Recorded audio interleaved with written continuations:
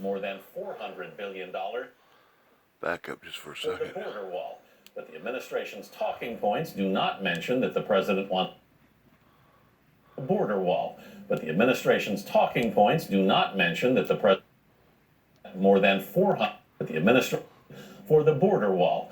But the administration's talking points do not mention that for the border wall. But the administration's talking points do not mention that the president wants to cut more than $400 billion from social and safety net programs such as Medicare, Medicaid, and food stamps. New York City police called 2 unprovoked attacks on officers by the same alleged gunman assassination attempts.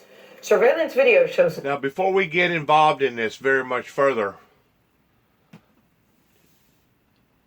with this particular program that I'm running here on my platform, did you hear what he said? That the president is wanting to cut various programs pertaining to Social Security and food stamps, and I think it said Medicare. Let's back it up real quick and see.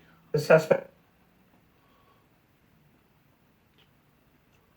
The border wall, but the He's wanting to spend more money on the border wall, okay? Military spending going up 3%, $740 billion.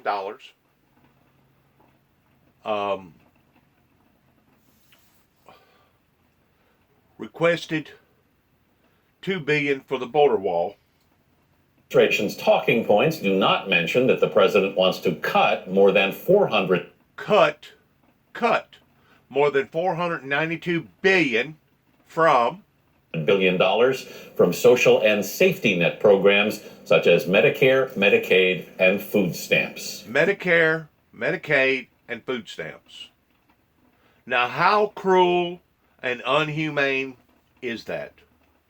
That anybody would want to do that, regardless whether it was Donald Trump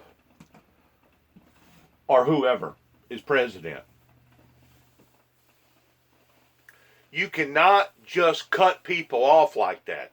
You have to phase in some sort of a program pertaining to something that will take the place of it, such as, I don't know, maybe a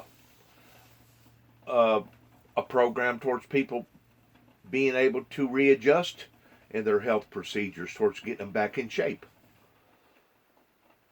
in some form.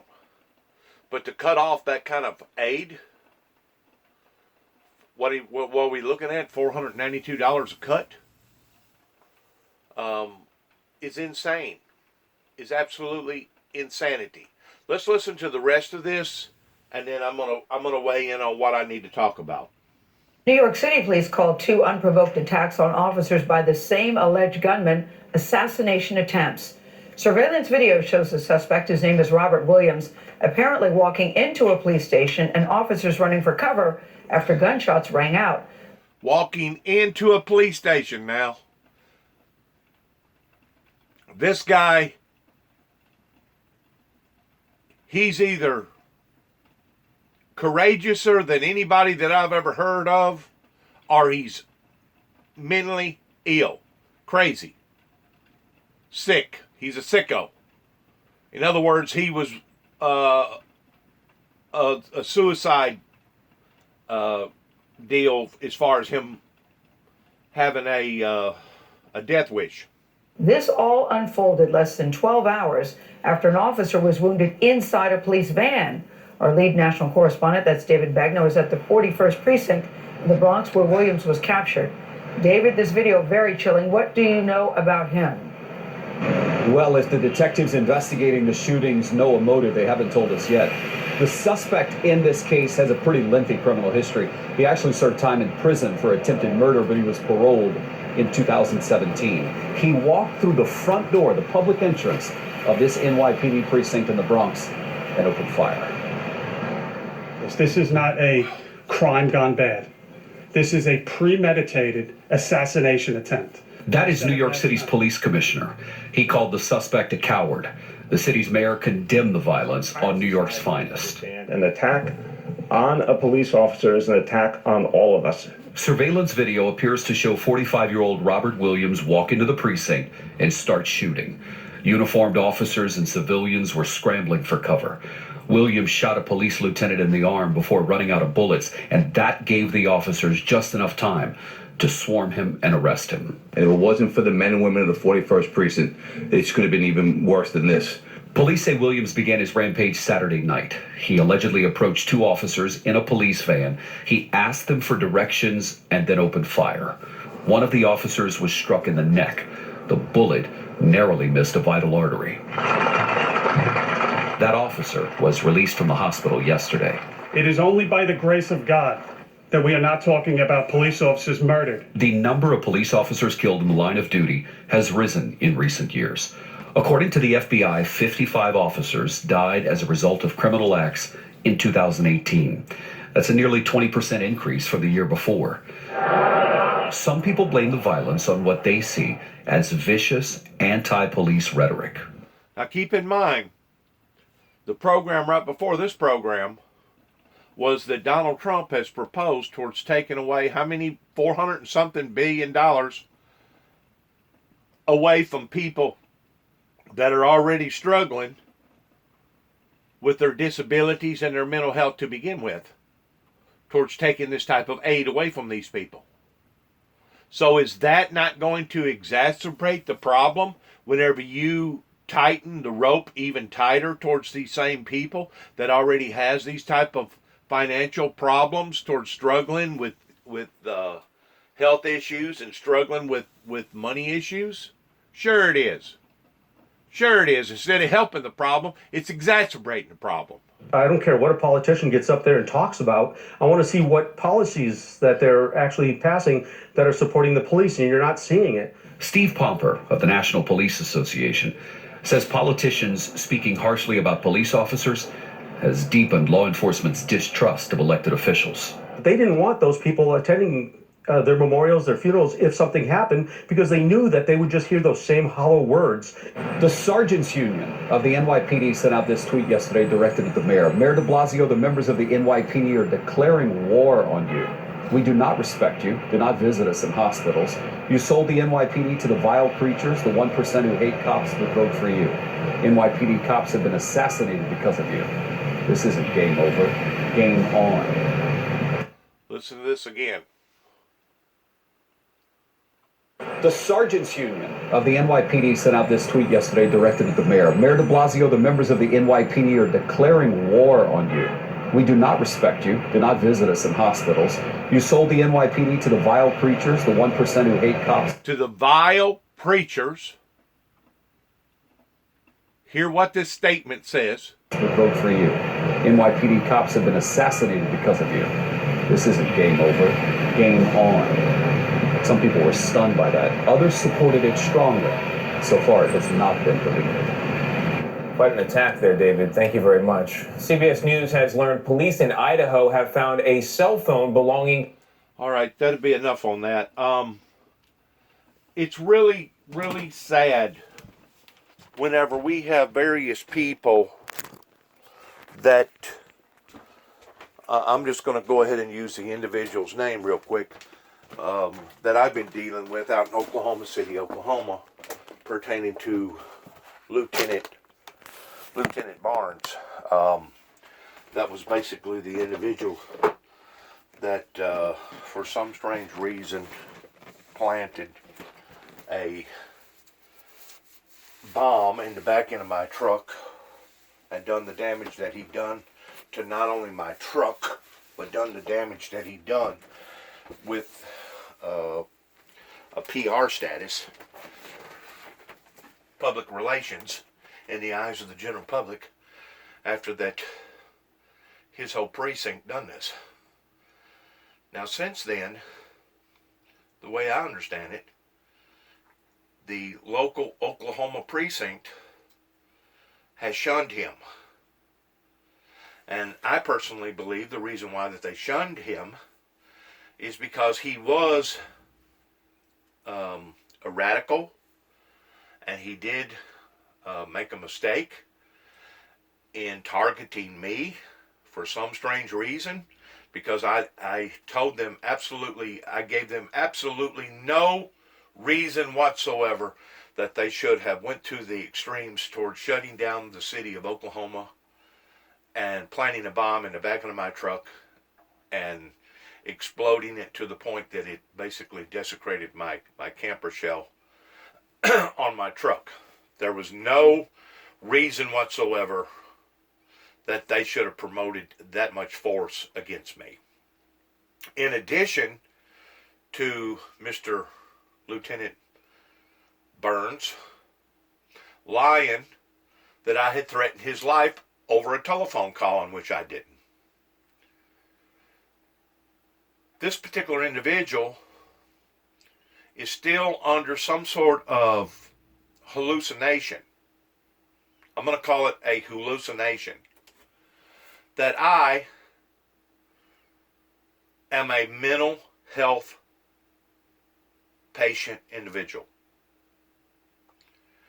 He still does not grasp the fact that I was set up in 1983 in a little town called Kenton, Tennessee, after my father physically attacked me. And instead of me being associated for the first time with the mental health community, it should have been my father that got associated with the mental health community.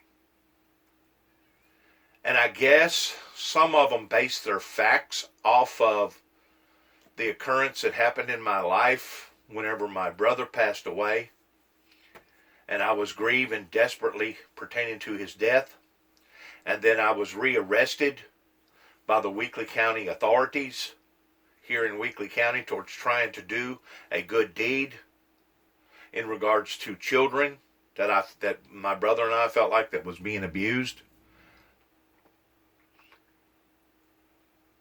in which during the time that I was incarcerated in jail, a cop that was not thanking, though he may have had the good gesture, his motive may have been good, but because he used a dumb stunt by walking into the pod as well as my cell individually to talk to me, I felt like that my life had been threatened to the degree of now everybody in the pod was going to think, for some strange reason, I was actually working for the police, the Weakley County Police Department. In my paperwork, whenever they sent me to be evaluated, I'm sure they come up with some sort of fancy word expressing mental illness. But keep in mind, it's the psychiatric world who has put this country in peril the way that it has, not just necessarily in my life, but in allowing for all these individuals to get off on pleading out on an insanity plea. These people think that they can plea out on an insanity plea and they won't have to suffer the ultimate consequence, which is lethal injection until death. What the psychiatric community don't understand, getting back to my case, is that I was in the same position as the people that was jumping out of the buildings before 9/11, before the Twin Towers actually collapsed. Now, one may stop and ask the question, well, those people was taking their own lives because they knew that their lives was going to be taken anyway. Right? But in some people's eyes, pertaining to the psychiatric community, they'll tell you, well, those people was mentally depressed. Those people was mentally deranged. Those people had some sort of mental sickness to jump out of a building like that because they didn't know for sure if that building was going to collapse. The bottom line is that whenever someone feels like that their life is in danger, regardless whether it be a cop that come into their presence, and they felt like that the whole pod was going to turn on them, or they was up in a burning building. Until you have actually went through that type of scenario in your life, the odds are you're not going to be able to fully relate in reality form towards why would a person be willing to check out on a quick bit scenario like that rather than go through suffering. Well, the proof is in the pudding. Why did the Russians walk around, and probably still are to this day pertaining to their government, walking around with cyanide pills in their pockets just in case of a nuclear war, that they could pop one of them into their mouth and in less than about 4 minutes they'd be dead? Why is it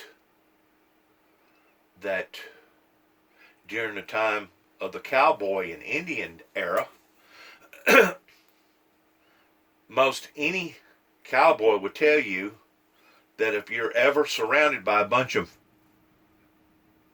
aggressive Indians and you're shooting, trying to defend yourself, you always leave one bullet for yourself, because whatever you do, you don't want to be captured by a bunch of Indians that will torture your life in such of a degree that you'll wish that you had died 1,000 deaths before you actually die. Why was it that Hitler took his own life? Once more, whenever you're dealing with a psychiatric community, that they themselves are out of their minds, the majority of them, not all of them, but the majority of them, they have no ideal based around reality type moments of what is acceptable and what is not acceptable, because they themselves are not acceptable. They want to use these platforms of mirrors and smoke and all these other guessing games towards trying to figure out an individual's mind, and they can't even figure out their own mind. The fact of the matter is, there has been an aggressive attack up onto the police force here in America just within the past 5 or 6 years that has been in an aggressive type form. Just like there has been an attack upon the true Christians of today pertaining to anti-Semitism. We are dealing with an evil, demonic entity. An entity that is out to kill, steal, and destroy. And I even read through the tea leaves, just using that as an example, involving one of my prior attorneys, Jay Silvernail, that had to use defensive approaches because he himself was attacked, set up by this same anti-demonic force that was trying to punish him or destroy him because he represented me in the form that he represented me in out in Oklahoma City, Oklahoma.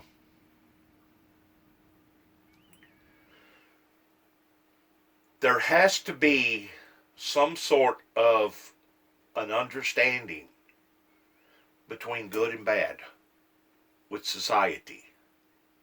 And no, I'm not talking about the psychiatric society, because obviously they're the ones that has put us in peril to begin with.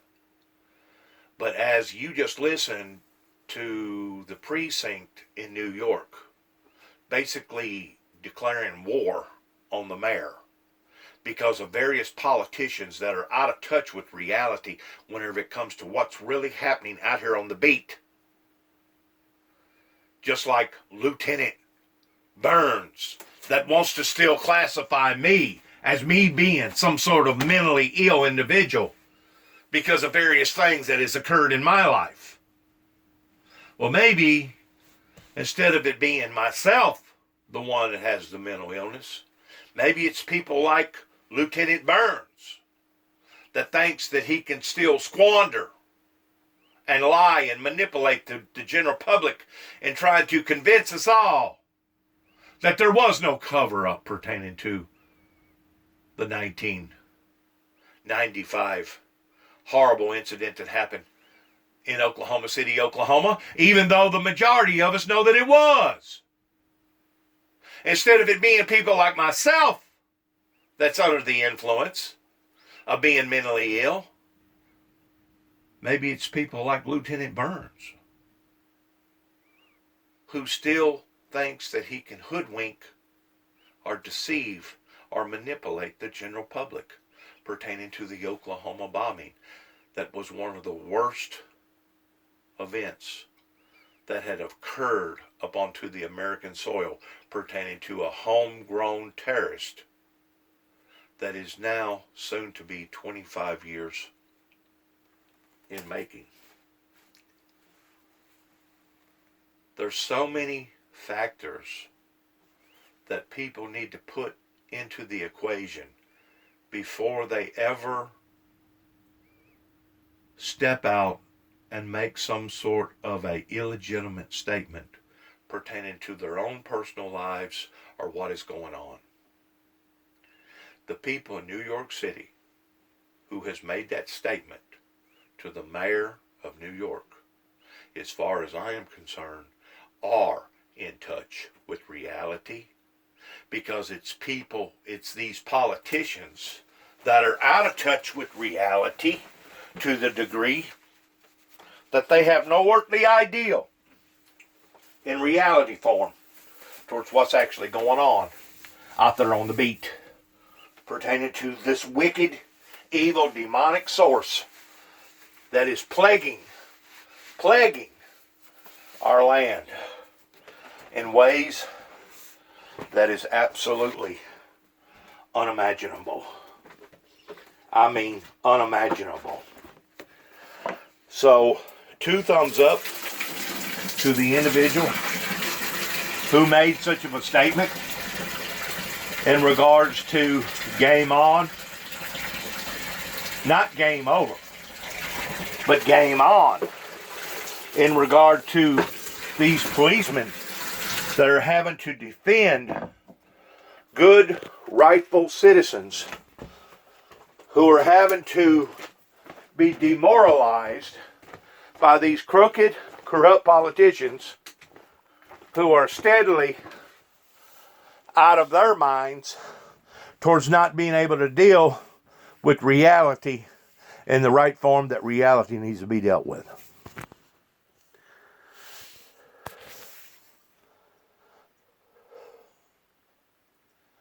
Good luck to all of us. Good luck in what we're dealing with towards all these people that are living in la la land that don't know their asses from their hole in the ground, pertaining to people that are making great strides in suffering and sacrificing for the good of we the people. 2 thumbs up to the courage that it took to stand up against the mayor in New York City. Just like I think that I should get 2 thumbs up for standing up against the corruption that has occurred in other police academies or other police departments, such as Oklahoma City, Oklahoma, that tried to cover up one of the worst catastrophes that has ever hit the American soil pertaining to it being homegrown. There's too many lies. There's too many disoriented, corrupted people that are still trying to manipulate the whole masses of society. We, as good people, good, sound individuals that know what's going on out there on the beat, that know the difference between right and wrong, are going to have to pull together before it is too late. Good luck to all of us, and once more, shalom.